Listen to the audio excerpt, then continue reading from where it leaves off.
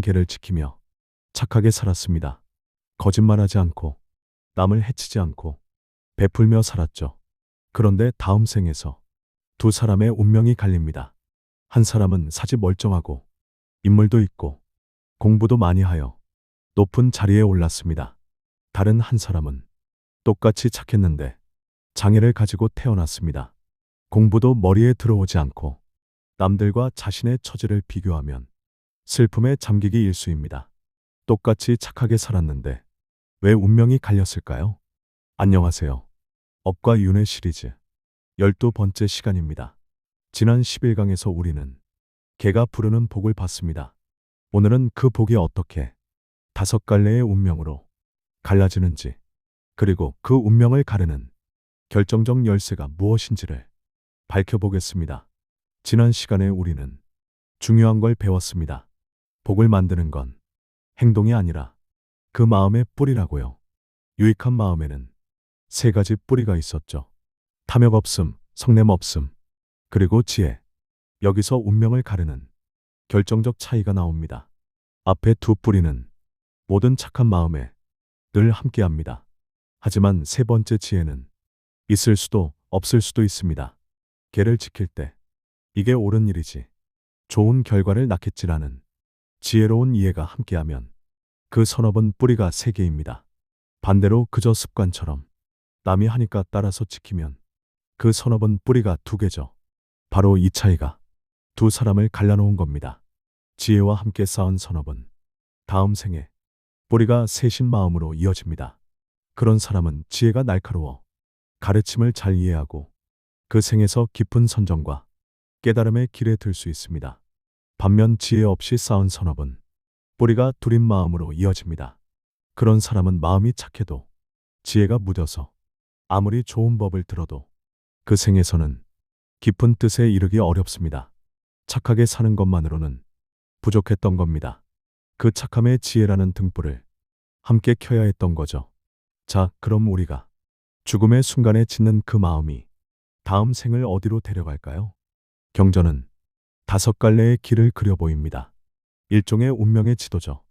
가장 아래 계를 어기고 악행을 거듭한 마음은 지옥 아기 축생, 곧 사막도로 떨어집니다. 그 위 계를 지켰으나 지혜가 약하고 그 힘이 저열했다면 낮은 신분의 인간이나 축생으로 태어날 수 있습니다. 마음은 착하나 지혜가 무뎌 다음 생에 유익한 선업을 앞장세울 수 없어 수많은 전생의 불선업 중 강한 불선업이 비집고 나온 결과입니다. 이렇게 지혜에 기반한 선업과 어리석음에 기반한 선업의 차이는 이렇게 크게 나타납니다. 그래서 우리가 착한 것과 어리석은 것을 혼동하면 안 됩니다. 어리석어서 지은 선업도 선업이기에 언젠가는 작용을 합니다. 강한 선업이 앞장설 때 말입니다. 쉽게 설명드리면 좋은 일이 있을 때 좋은 일들이 연달아 생기는 현상이 어리석음에 지은 선업이 나타나는 것입니다. 조금 어렵게 들릴지 몰라도 이 대목을 찬찬히 생각해보면 고개가 끄덕여질 것입니다. 우리 인간들은 무수한 업을 가지고 태어납니다.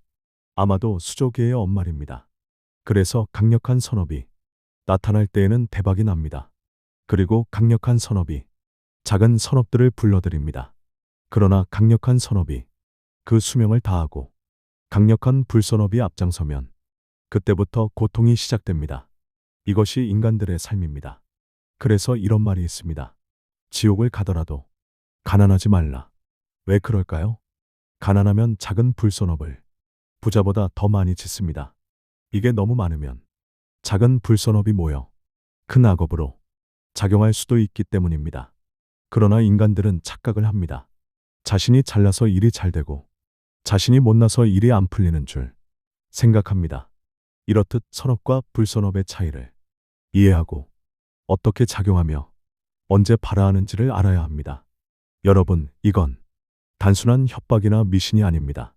부처님께서 업과 과보의 이치를 통찰하신 눈으로 그려 보이신 마음의 지형도입니다. 같은 출발선에서 착하게 살아도 그 마음에 담긴 지혜와 정성의 무게에 따라 도착점이 이렇게 달라진다는 것.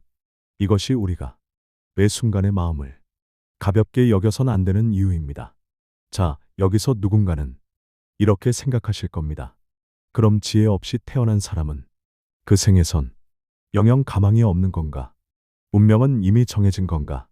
여기서 부처님 가르침에 가장 희망적인 부분이 등장합니다. 답은 아니다입니다. 물론 타고날 때 강력한 선업이 작용하든 악업이 작용하든 그것은 업의 작용이 맞습니다.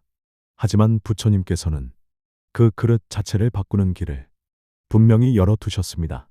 앞에서 말씀드렸듯이 우리는 업을 수조 개 가지고 태어납니다. 태란 습화 모두 말입니다. 그 중에서 하나가 강력한 작용으로 우리를 육도윤회시키는 것입니다. 그러기 때문에 우리는 언제든지 선업을 불러들일 수 있다는 것입니다. 자신이 수억 년 동안 지은 업 중에서 선업을 불러내는 행위 말입니다. 이것이 기도와 선행, 기부 등등 이런 현생에 강력하게 선업을 부르는 선행을 한다면 잠자고 있던 선업이 잠에서 깨어나 유익한 업으로 작용하여 좋은 일이 생기는 원리입니다. 비유를 하나 들려드리죠.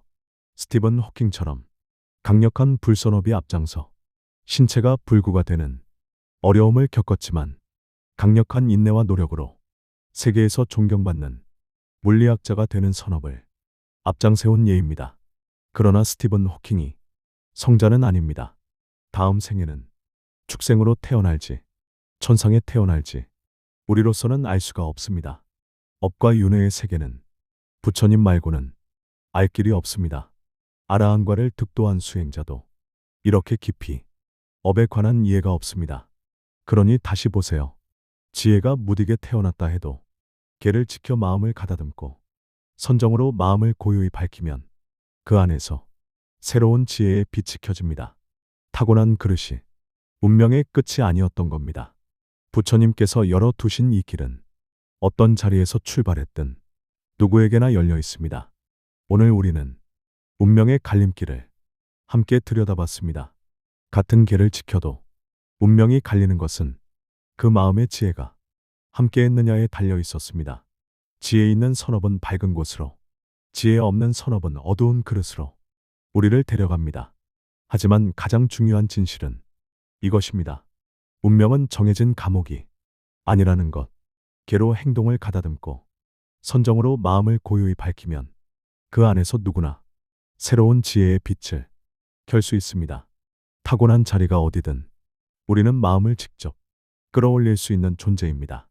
그러니 오늘 단 한 가지라도 마음의 지혜의 등불을 함께 켜보시면 어떨까요? 잠시라도 마음을 고요히 모아보시면 어떨까요? 그 한순간의 고요가 다음 생으로 흐르는 마음의 밭에 던지는 가장 빛나는 씨앗이 될 테니까요. 오늘도 함께해 주셔서 감사합니다.